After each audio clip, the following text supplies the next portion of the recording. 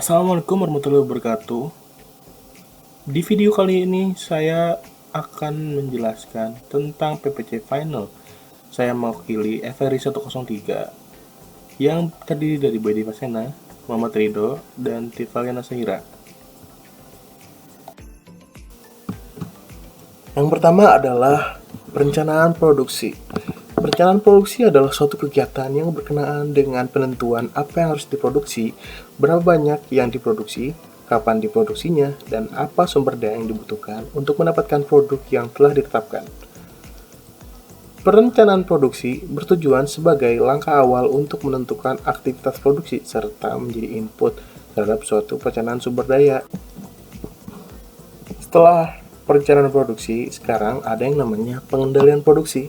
Pengendalian produksi adalah rangkaian prosedur yang diarahkan pada semua elemen dalam proses produksi, antara lain pengendalian bahan, harga beli bahan baku, proses produksi, standar kualitas produksi, tenaga kerja, dan sebagainya, sehingga memberikan hasil dengan ongkos terendah dalam waktu tercepat. Sekarang kita masuk ke modul 1. Proses agregasi, pramalan, dan verifikasi.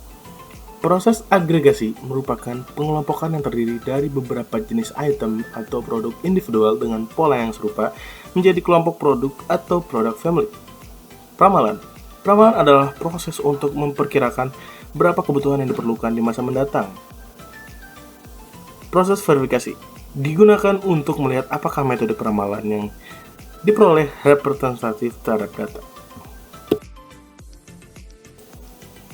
Sekarang modul 2. Perencanaan agregat, disagregasi, dan jadwal induk produksi. Mempelajari bagaimana menentukan total permintaan dari seluruh elemen produksi dan jumlah tenaga kerja yang diperlukan.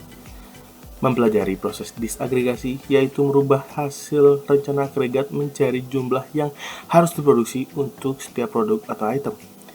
Mempelajari JIP adalah suatu rencana terperinci mengenai apa dan berapa unit yang harus diproduksi pada suatu proyek tertentu untuk setiap item produksi.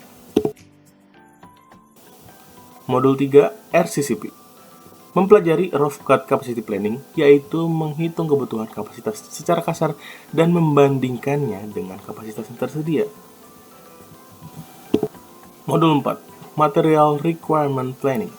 Material Requirement Planning adalah teknik untuk menghitung kebutuhan material dengan menggunakan Bill of Material, data persediaan, dan jadwal induk produksi, yang bertujuan untuk menentukan kebutuhan pada saat yang tepat, menentukan kebutuhan minimal tiap item, dan menentukan penjadwalan ulang. Modul 5, Assembly Line Balancing. Mempelajari bagaimana menyeimbangkan pembagian elemen-elemen kerja pada setiap stasiun kerja agar waktu menganggur dan penumpukan benda kerja atau bottleneck pada setiap lintasan produksi dapat dieliminasi. Yang terakhir adalah modul 6, Just in Time. Just in Time adalah suatu filosofi yang berfokus pada upaya untuk menghasilkan produk dalam jumlah yang sesuai dengan kebutuhan pelanggan pada tempat dan waktu yang tepat. Tujuannya adalah untuk mengintegrasikan dan mengoptimalkan setiap langkah dalam proses manufaktur, menghasilkan produk yang berkualitas sesuai keinginan pelanggan, juga minimasi ongkos manufaktur.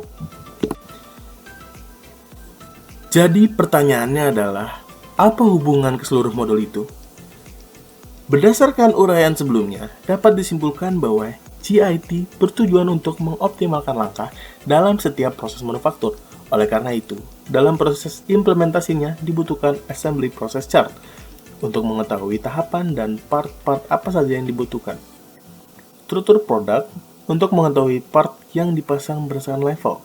Bill of Material untuk mengetahui daftar item dan material yang dibutuhkan. Elemen kerja untuk mengetahui waktu operasi tiap part yang diassembly. Presiden diagram untuk memudahkan pengontrolan dan pengendalian kegiatan.